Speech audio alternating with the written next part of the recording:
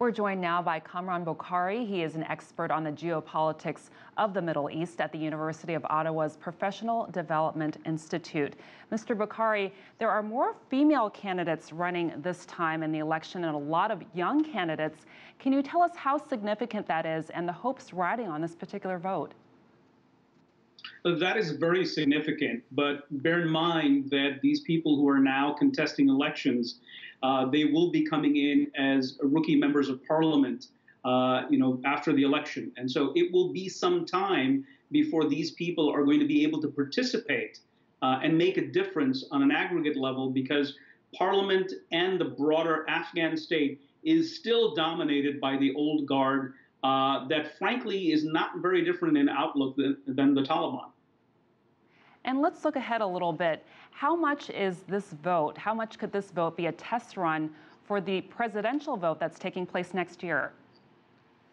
Well, I mean, those are two separate things. First, we have to see, what kind of participation, what was the voter turnout?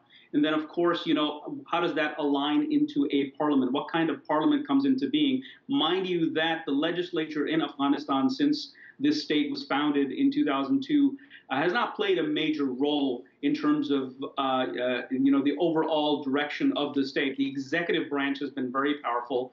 And so presidential elections will have to be judged on their own merit. And the last elections, if they are any guide, produced a very, very divided executive. So we're dealing with that situation. Does that continue because we now have more players in the arena? That remains to be seen. And this vote has already been marred by deadly violence. We spoke about it earlier, at least 28 killed. This on top of a recent Taliban attack that killed a powerful Afghan police chief. What effects do you think that could have on the vote, particularly voter turnout this time? Well, the voter turnout is going to be important. We just don't know. I have not seen any numbers, and I think it'll be a while before we have some concrete numbers. So yes, there's always the fear that the violence and the fear of violence and attacks will keep people away. But there's a broader problem as well.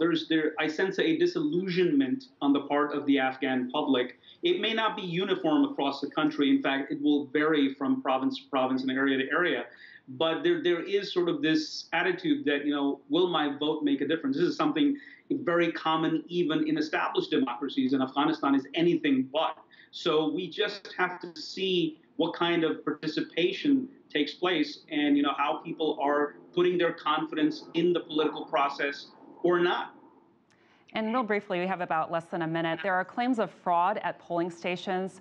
Do you think this could taint the legitimacy of the vote?